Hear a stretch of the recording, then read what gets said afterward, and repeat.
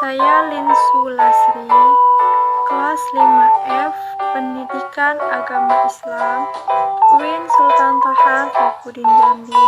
Di sini saya dalam rangka UTS, mata kuliah evaluasi proses hasil belajar. Hakikat evaluasi dan proses hasil belajar. Yang pertama, pengukuran. Pengukuran adalah membandingkan sesuatu dengan suatu ukuran yang bersifat kuantitatif. Artinya, pengukuran itu akan mengambil angka.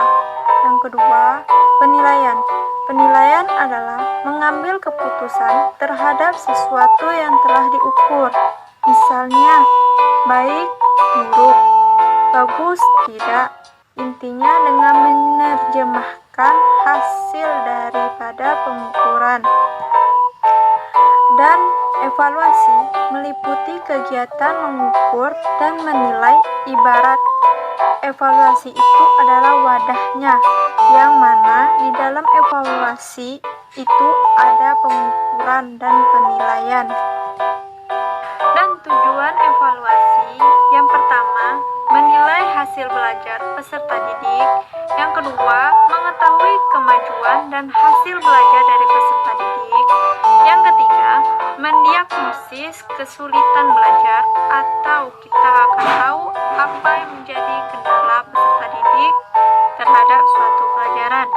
Yang keempat, mengetahui ketercapaian dari mutu pendidikan itu sendiri. Evaluasi memiliki karakteristik instrumen. Yang pertama, valid.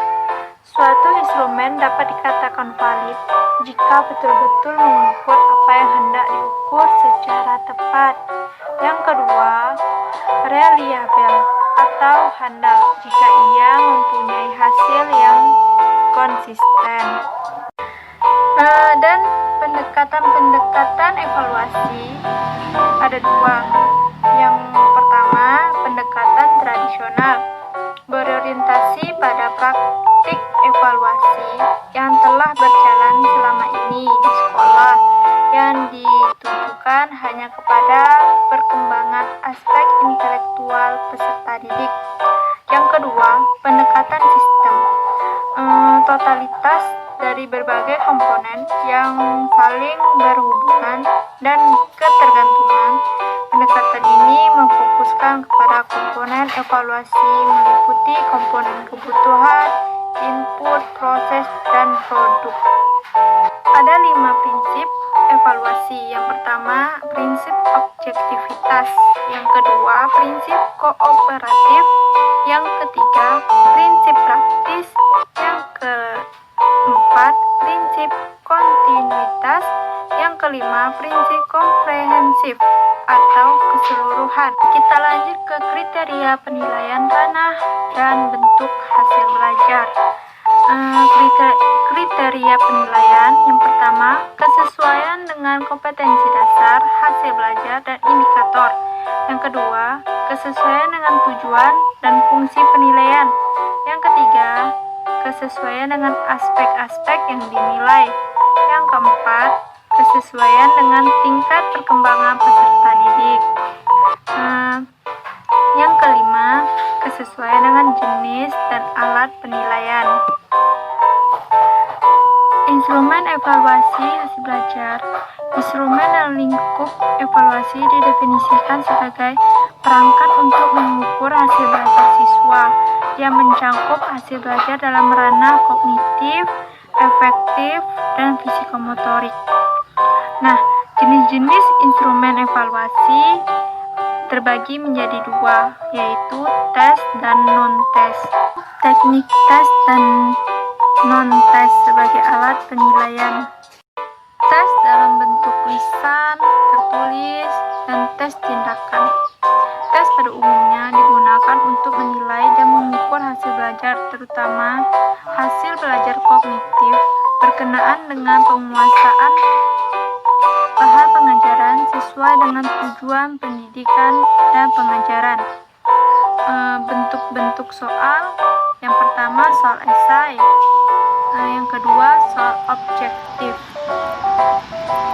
Soal esai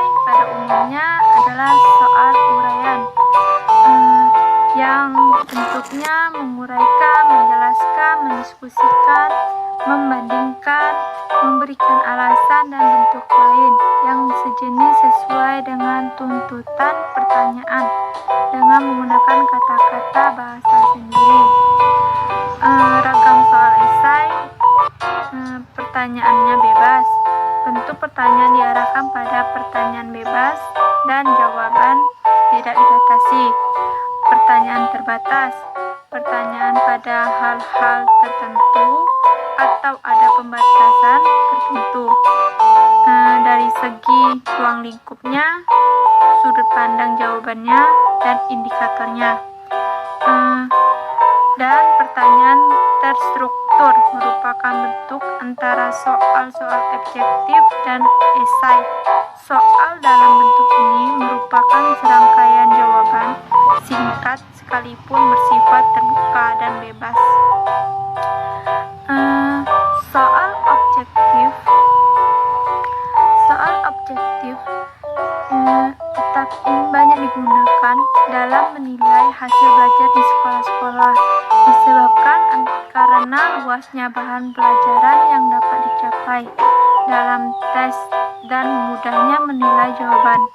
Tes ini dikategorikan selalu menghasilkan nilai yang sama meskipun yang menilai guru yang berbeda atau guru yang sama pada waktu yang berbeda. Bentuk soal objektif, yang pertama benar salah, yang kedua menjodohkan, yang ketiga tes isian, yang keempat pilihan ganda.